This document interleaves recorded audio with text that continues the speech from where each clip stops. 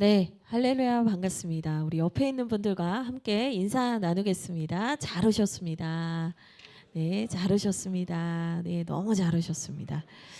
네, 오늘부터 이제 교회는 새로운 날이 시작이 되는 겁니다. 2025년은 1월부터 시작이지만 교회는 대림절부터 시작이 된다고 보거든요. 그러니까 저희는 한 달을 땡겨서 하는 겁니다. 먼저 2025년을 준비하고 하나님께서 주신 새 날을 이제 시작하는 거죠. 그래서 대림절은요 정말 정말 중요해요. 예.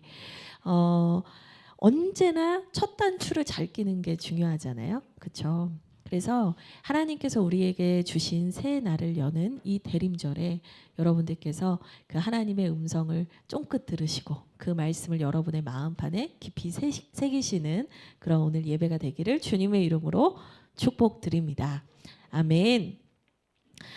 네, 지난주에 저희가 빌립보 프로젝트를 잘 마쳤습니다. 사진을 볼 때마다 자꾸 울컥울컥 하고요. 예, 은혜가 됐어요. 우리 사랑하는 가족들을 교회로 초대하고 초청해서 복음을 전하고 예, 그 하나님을 만날 수 있는 그 자리를 마련하는 시간이었습니다. 오늘부터 예배 시간을 11시로 이제 다 10시 반 예배, 2시 예배를 통합해서 드리다 보니까 오늘 예배도 지난주에 그 빌립보 프로젝트의 은혜가 연장되는 기분이 들어요. 네, 이렇게 꽉 찬 느낌이 너무 좋고요. 더 꽉꽉 차서 이 복도까지 꽉 차면 참 좋겠다. 아멘. 특별히 오늘도 지난 빌립보 프로젝트를 통해서 복음을 들으시고 또 함께 하시게 된 우리 김지희 집사님의 가정 또 함께 해주셨어요. 와, 그래서 너무 하나님께 감사하고 하나님께 영광을 올려드립니다. 제가 지난주부터 계속해서 묵상하게 된 것이 있습니다. 그게 뭐냐면 교회가 뭘까라는 생각이에요. 교회는 도대체 뭘까? 우리가 빌립보 프로젝트 때도 계속해서 그 교회가 뭘까에 대한 얘기를 했는데 결국에 교회는 복음을 전파하고 그 복음을 널리 널리 확장시키는 곳이라는 생각이 들었어요. 그래서 저를 따라서 여러분 한번 말해볼게요. 교회는 잘하는 제가 한번 쭉 할게요. 우리 열정, 열심 좋습니다. 교회는 잘하는 곳이다. 저를 따라서 한번 해볼까요? 교회는 잘하는 곳이다. 예. 하나님 나라의 복음, 이 하나님 나라의 복음이 전파되고 확장되기 때문에 확장된다, 잘하는 곳이다라고 말할 수 있는 거죠. 근데 잘하기만 해서는 안 돼요. 왜냐하면 속이 텅 빈 강정처럼 속은 아무것도 없이 그냥 겉만 커지면 안 되거든요. 여러분 혹시 기흉이라는 병을 아십니까? 이 기흉이라는 게요, 여기 폐에 바람이 들어가서 아픈 질병이거든요.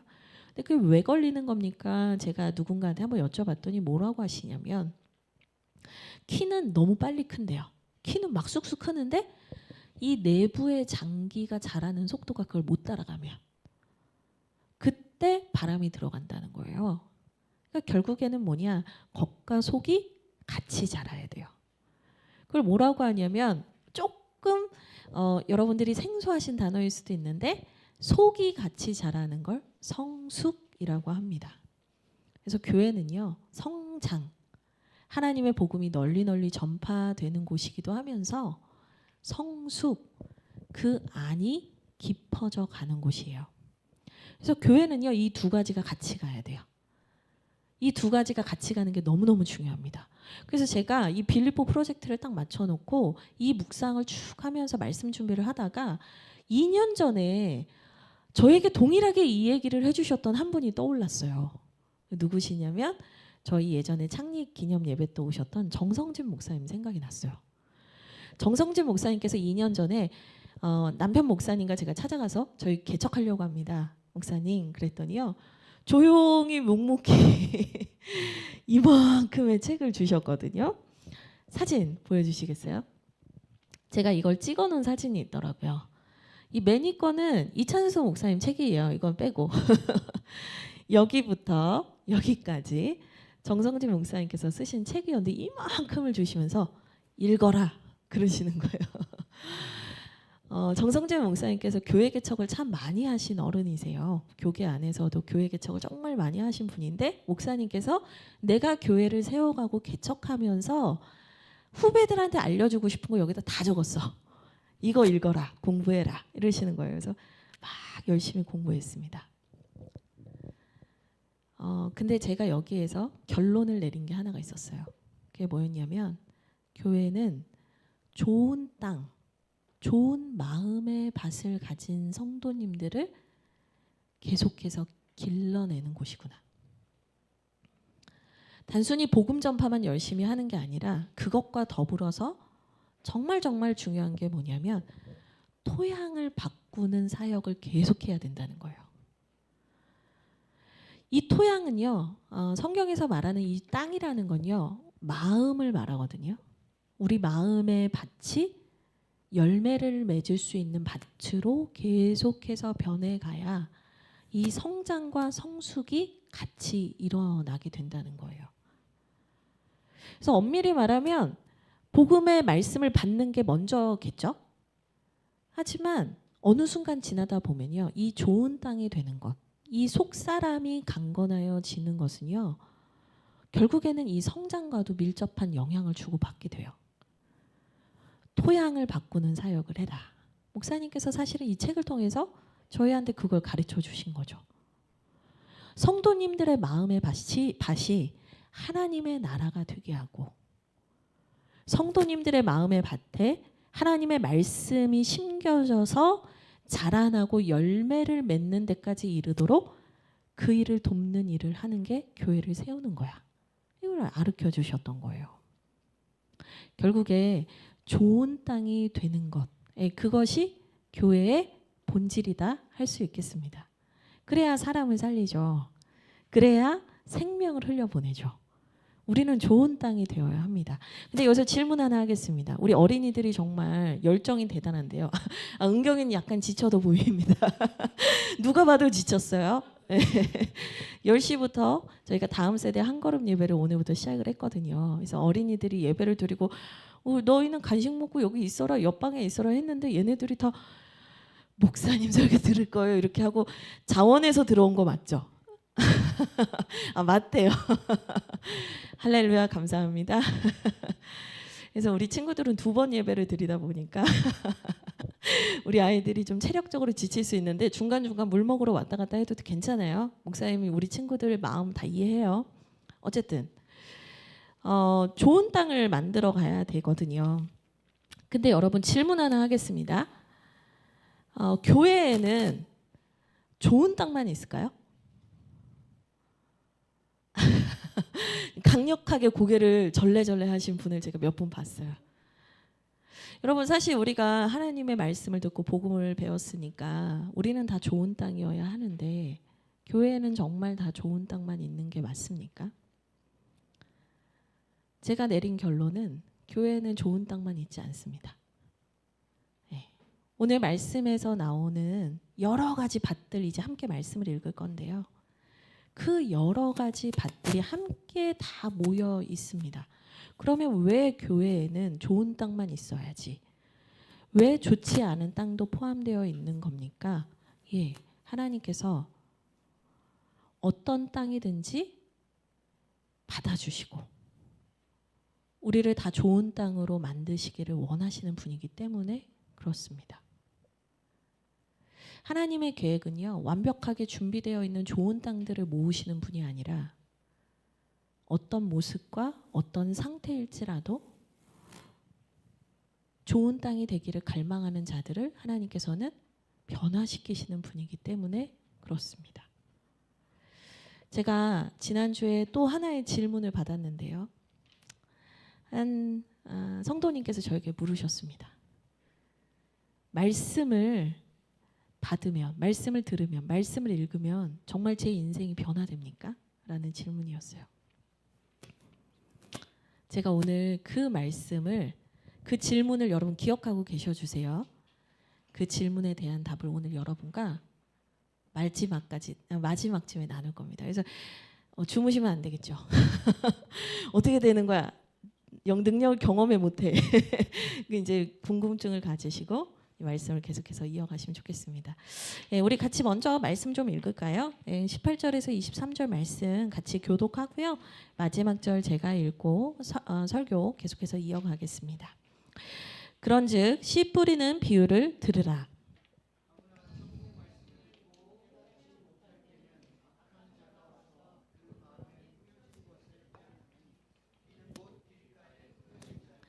돌밭에 뿌려졌다는 것은 말씀을 듣고 즉시 기쁨으로 받되 그 속에 뿌리가 없어 잠시 견디다가 말씀으로 말미암아 환난이나 박해가 일어날 때에는 곧 넘어지는 자요. 가시떨기에 뿌려졌다는 것은 말씀을 들으나 세상의 염려와 재물의 유혹에 말씀이 막혀 결실하지 못하는 자요.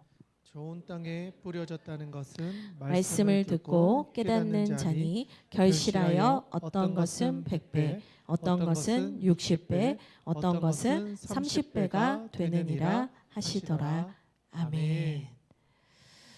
예, 오늘 이 말씀처럼요, 교회 안에는 다양한 밭들이 있는 것 같아요. 사실 이 말씀을 우리가 읽을 때 한 가지 오해하는 게 있거든요. 뭐냐면 씨 뿌리는 자가 씨를 뿌리는데 네 종류의 밭에 각각 씨를 뿌렸다라고 생각하는 경우들이 많아요.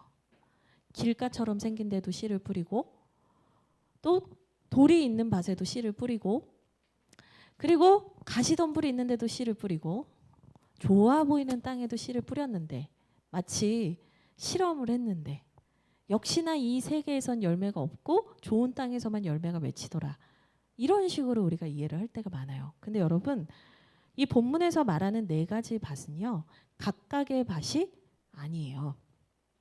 이 밭은 하나의 밭 안에 있는 다양한 토지를 말하는 거예요. 성경에서 말하는 이 씨 뿌리는 비유는요. 네 개의 밭에 각각 씨를 뿌려놨더니 이런 결과가 나왔습니다가 아니라 하나의 밭이 있는데 그 밭에는 여러 가지 토질의 땅들이 섞여 있었다라는 거예요. 제가 계속해서 말했죠. 교회 안에도 여러 가지 토양의 땅들이 있습니다. 마치 그것처럼요.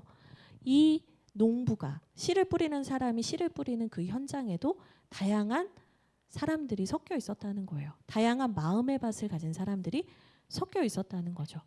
근데 그거는요. 지금 이 비유의 말씀을 전해주시는 예수님께서 지금 이 설교를 하시는 현장에서도 보고 계시고 경험하시고 계시는 상황이었어요. 그걸 어떻게 알 수 있냐?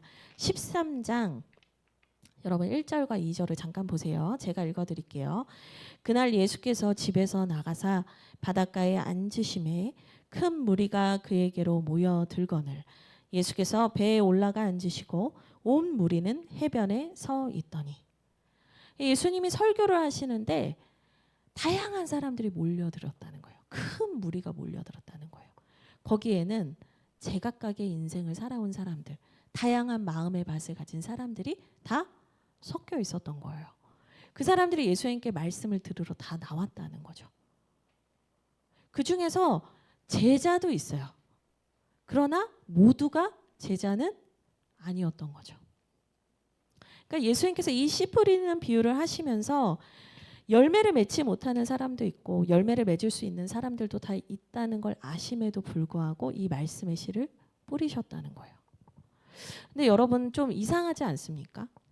우리는 사실 되게 경제적인 걸 생각하고 가성비를 따지는 시대고 효율성을 되게 중요하게 여기는 사람들이거든요. 열매를 맺지 못할 것 같은 곳에는 애초에 씨를 뿌리지 않으려고 할 거예요.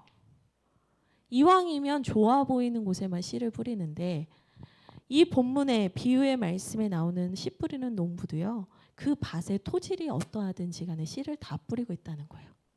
차별하지 않고 모두에게 동일하게 씨를 뿌리고 있다는 거죠. 한편으로 생각해 보면 이 비유의 말씀을 전하고 계시는 예수님도 제자들, 정말 예수님을 진지하게 따르려고 하는 사람들만 아니라 그분을 따르는 모든 무리에게도 이 말씀을 가르쳐주고 계시다는 거죠. 이 이해는 안 되는 거예요. 왜 이 손해나는 장사를 할까? 이게 뭐 왜 이렇게 별로 효율적이지 않은 선택을 할까 싶은 거죠. 그런데 여러분 그분이 그렇게 차별하지 않고 모든 땅에, 토질이 어떠하든 간에 모든 땅에 씨를 뿌리시는 이유는 뭘까? 그거는요, 결국에는 뭐냐면 모든 토질의 땅, 모든 어떤 마음을 가진 사람이든 주님께서는 그 사람을 회복하고 고치고자 하시는 목적이 있으시다는 거예요. 좋은 땅에게만 씨를 뿌리시는 게 아니라 모든 토양에게, 돌밭 같은 사람이든 길가 같은 사람이든 가시떨기가 핀 것 같은 사람이든 그 어떤 사람이든지 간에 그가 종국에는 좋은 땅이 되기를 원하시기 때문에 차별 없이 말씀의 은혜를 주신다는 거예요. 그럼 목사님, 말씀의 씨가 뿌려지면 우리의 토질이 바뀌는 겁니까? 이 질문을 할 수 있겠죠. 궁극적으로는 맞아요. 근데 사실 이 본문 말씀을 보면은 말씀의 씨를 뿌렸다고 해서 토질이 바뀌진 않아요. 그러면 가시떨기 밭에, 돌밭에, 길가에 씨를 뿌렸을 때 열매를 맺어야 될 거 아니에요. 이 성경은 되게 분명하거든요. 토질이 좋으면 열매를 맺고 토질이 나쁘면 열매를 못 맺는다. 토질이 좋은 열매, 좋은 땅, 토질이 좋은 땅, 열매를 맺을 수 있는 땅은요, 이 네 가지 경우 중에서 하나밖에 없거든요. 말씀의 씨가 뿌려졌으면 토질이 바뀌어야 되는 거 아닙니까? 궁극적으로는 그 말이 맞는데 지금 본문 상황으로 봤을 때는 그 말이 맞지가 않은 거예요. 목사님 무슨 얘기를 하고 싶으신 겁니까? 지금 초등학교 아이들이 듣고 있는데 도대체 무슨 얘기를 하고 싶으신 겁니까? 제가 이 말씀을 묵상하다가 깨닫게 된 게 하나 있었어요. 그게 뭐였냐면 주님께서 우리가 좋은 땅이 되게 하시기 위해서, 우리를 회복하시기 위해서, 우리의 내면을, 속사람을 고치시기 위해서 그분께서는 뭘 제일 먼저 하시냐면 말씀의 씨를 뿌리심으로 우리가 열매 맺지 못하는 땅이라는 것을 직면하게 하신다는 거예요. 여러분, 만약에 농부가 씨 뿌리는 사람이 씨를 뿌리지 않았다면 나는 내가 열매 맺지 못하는 땅이라는 걸 알 수 없어요.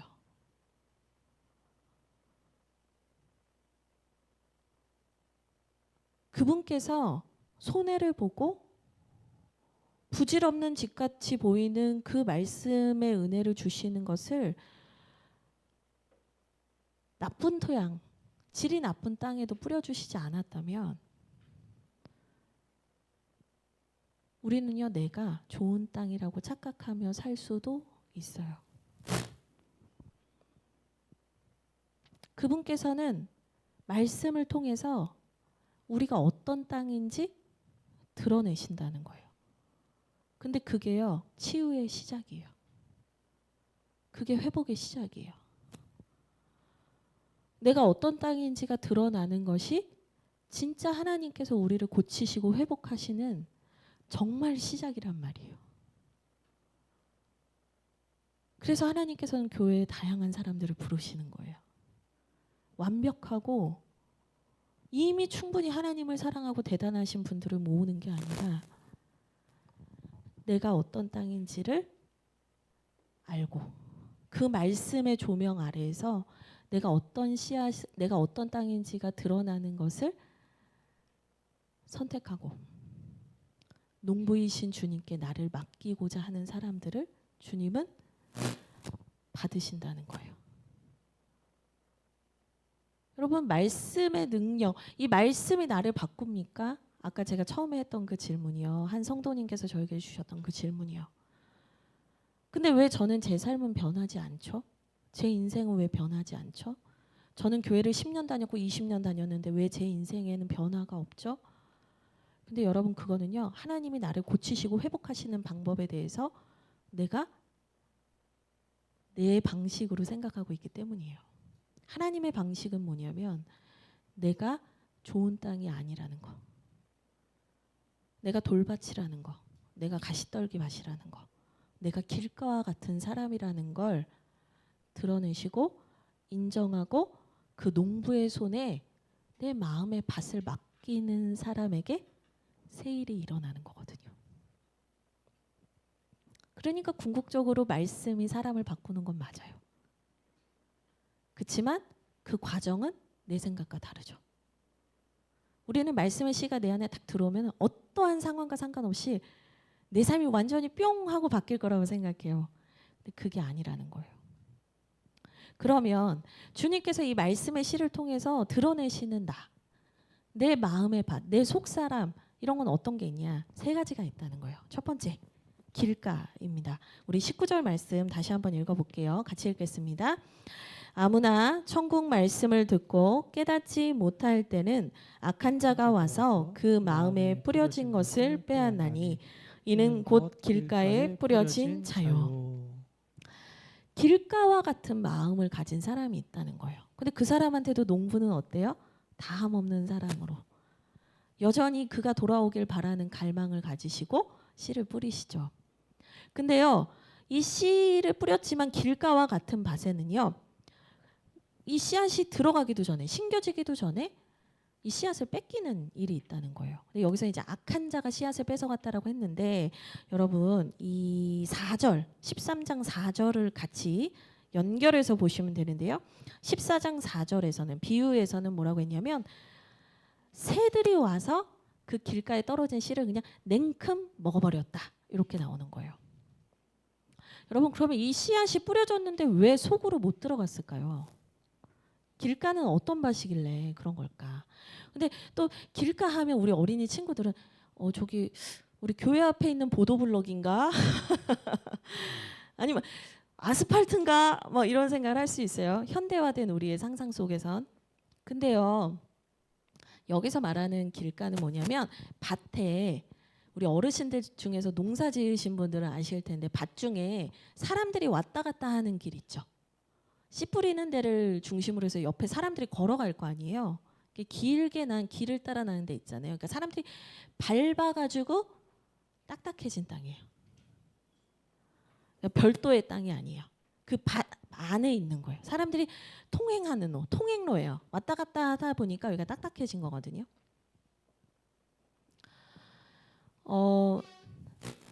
제가 이 길가를 묵상하는데요. 한 밭 안에 이 길가가 있는데 사람들의 발에 의해서 딱딱해진 곳이라는 묵상을 하면서 떠오른 게 뭐였냐면 마음이 딱딱해진 분들을 말하는 거구나. 근데 왜 딱딱해졌냐면 세상의 시련과 상처와 사람들에게 무시받고 밟히는 많은 경험들 속에서 그 마음이 굳어지고 딱딱해진 사람의 마음을 말하는 거구나라는 생각이 들더라고요. 누군가한테 많이 밟힌 사람, 마음이 딱딱하잖아요. 누군가한테 많이 상처받고 누군가한테 많이 발로 채인 사람, 마음이 딱딱하잖아요. 그게 길가더라고요. 그 밭에는 씨앗이 떨어져도 씨앗이 들어갈 틈이 없는 거예요. 다져지고 다져지고 다져져서. 사실은 누구나 상처를 받고 또 어려운 일을 겪기도 하는데요. 그럼에도 불구하고 이 상처를 붙들고 사는 게 아니라 내 마음을 계속해서 하나님의 은혜를 향하고 하나님의 사랑을 향하고 그렇게 내 마음을 부드럽게 하는 삶을 선택한 것이 아니라 그 상처를 곱씹고 묵상하고 그 상처를 붙들고 살면서 어느새 두꺼워진 거예요. 딱딱해진 거예요.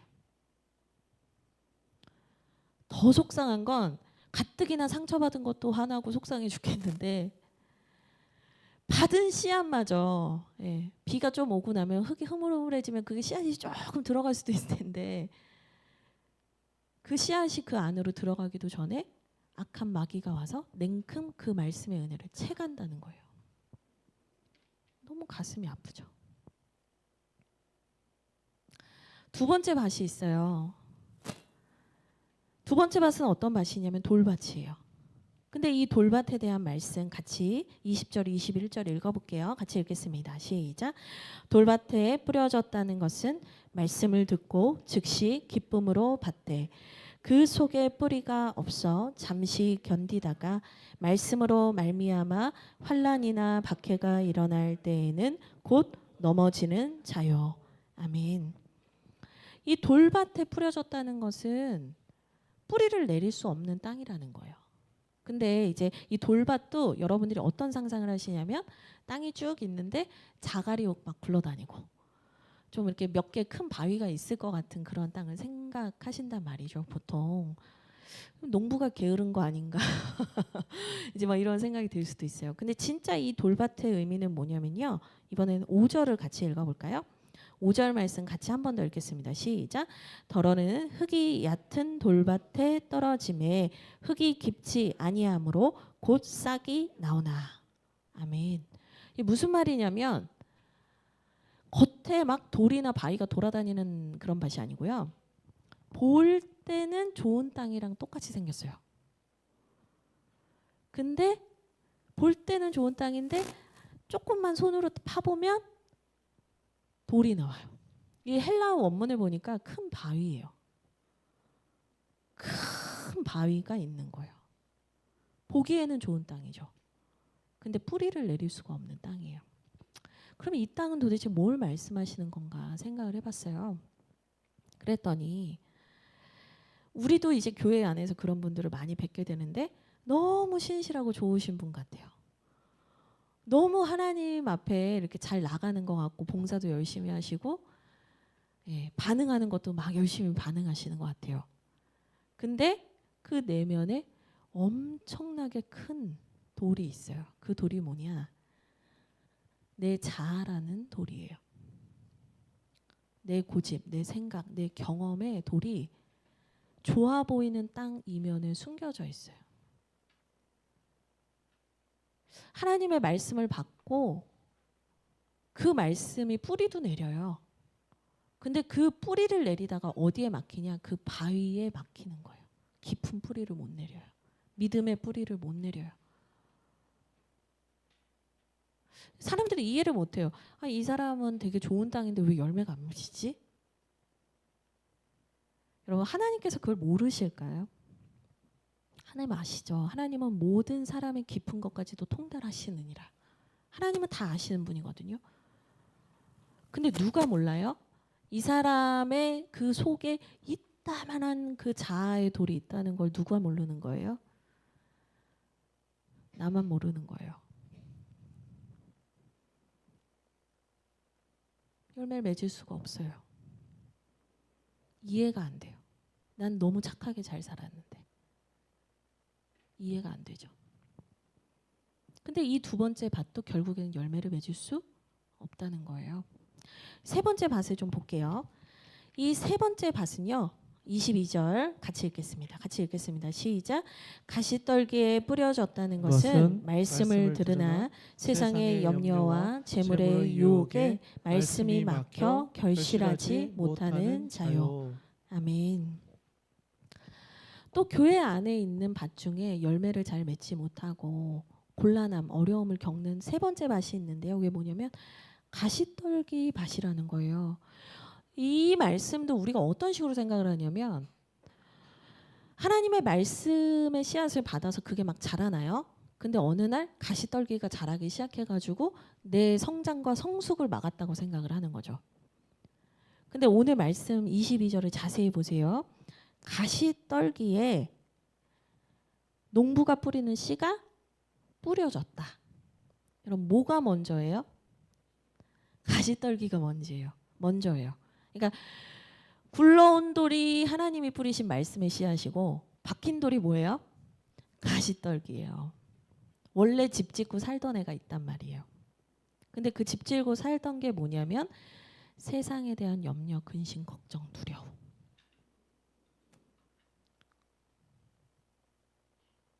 세상의 정욕, 재물에 대한 유혹.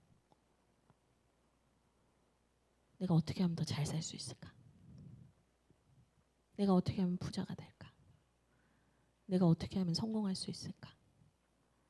사실은 그게요. 인간 본성에는 원래부터 있는 거예요. 우리가 죄인입니다. 고백하잖아요. 우리의 원죄를 고백하잖아요. 우리의 본질이 그렇다는 거예요. 근데 너무나 감사하게 그렇게 본질상 진노의 자녀로 살던 우리에게 하나님의 말씀의 씨앗이 떨어졌다는 거예요. 그게 뿌리를 내렸어요. 밑으로도 자라고 위로도 자랐어요. 줄기를 뻗고 위로도 자라는데 어디에 걸리냐? 가시떨기 그늘에 막히는 거예요. 잘하고 싶은데. 나 더 커지고 싶은데. 딱 막혀요. 그 가시떨기가요. 이 새로운 식물체가 자라는 걸 어떻게 해요? 막아버린다는 거예요. 그늘을 만들어요. 우리도 그럴 때가 있어요. 하나님을 경험했고 하나님의 사랑을 만났고 내가 살아계신 하나님을 부인할 수 없는 경험들을 했어요. 그런데 세상 근심 걱정 먹고 사는 문제 내 생계의 문제 앞에서 좌절하고 넘어지고 실족하고 하나님을 원망하게 되거든요. 근데 그때 우리는 뭐라고 하냐면 내가 공격받았다고 얘기해요. 근데 여러분 분명히 말씀드릴 수 있어요. 그건 공격받은 게 아니에요. 내 안에 제거되지 않은 죄의 본성이 그 두려움이 사실은 여전히 같이 자라고 있었던 거예요. 근데 이 가시떨기가요. 제가 그 주석을 좀 찾아보니까요. 가시떨기의 성장 속도가 어마어마하대요. 뭐예요? 내가 믿음으로 자라는 속도보다 세상 염려, 근심, 걱정이 나를 덮어버리는 속도가 빠르다는 거예요. 여러분 이럴 때 있지 않으세요? 내 현실의 문제가 내 믿음보다 너무 크다는 걸 알게 됐을 때 우리는 좌절하고 낙심해요. 근데 여기서 뭐라고 하냐면 22절 끝에 보세요. 말씀이 막혀서 결실을 못하는 상태래요. 그러니까 이건 죽은 건 아니에요. 돌밭은 아까 이제 말라버려서 죽은 거잖아요. 근데 이건 죽은 건 아니에요. 살아는 있어. 그 가시덤불 안에 갇혀 있을 뿐이지 살아는 있어요. 이거는 산 것도 아니고 죽은 것도 아닌 신앙으로 살아가는 성도들이 너무 많단 말이에요. 내가 믿음이 없는 것도 아니고 믿음이 있는 것도 아니고. 뭐라고요? 말씀을 하셨어요. 네. 이것도 아니고 저것도 아니고 사는 것도 아니고 죽는 것도 아닌 상태로 예수님을 떠나지도 못하고 예수님 제대로 믿는 것도 아니고 그렇게 산단 말이에요. 자, 여러분 제가 주님께서 좋은 땅이 다 되기를 원하시는데 하나님의 말씀 앞에서 드러난 열매 맺지 못하는 밭 3개를 얘기 드렸어요. 자, 이 3개의 밭이 자체적으로 개간 사업이 가능합니까? 정화가 가능한가요? 되게 재미있는 건 헬라어 원문을 보면은요. 이 밭은요. 다 수동태로 표현이 되어 있어요. 여러분 수동태 아시죠? 누군가에 의해서 되어질 수밖에 없는 존재가 수동태예요. 능동태는요. 자기가 직접 뭔가를 하는 거예요. 직접 뭔가를 할 수 있는 존재는 누구밖에 없냐면 농부하고 새하고 가시떨기밖에 없더라고요. 밭은 능동태가 아니에요. 밭은 스스로 뭔가 할 수가 없어요. 그러면 밭은 어떻게 해야 돼요? 농부의 도움이 필요한 거예요. 근데 누가 농부한테 도움을 청하냐면 말씀을 통해서 내가 좋은 땅이 아니라는 것을 알게 된 사람이 농부에게 도움을 청하는 거예요. 그럼 그 농부는 너무나 신실하게 그 밭을 개간하겠죠.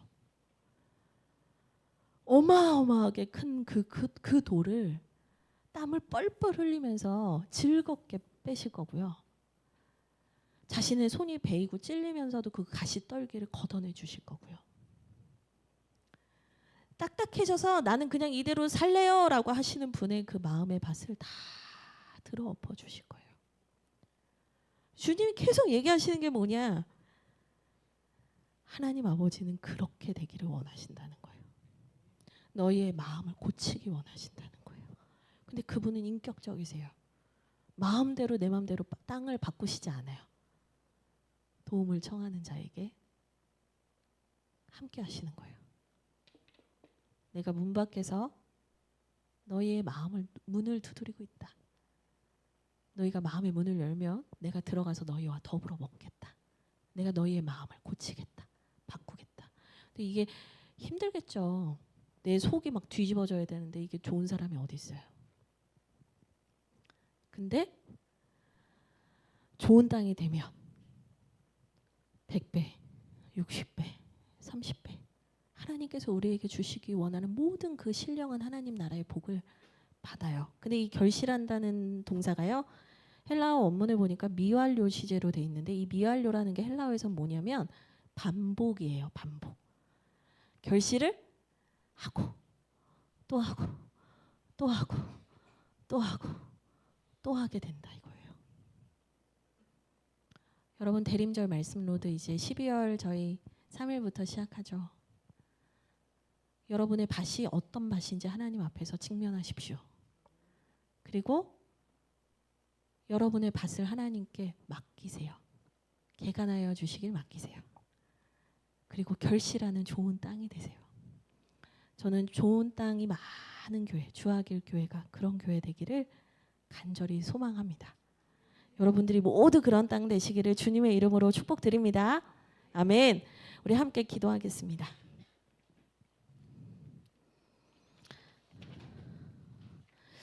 우리 이 시간 먼저 기도할 때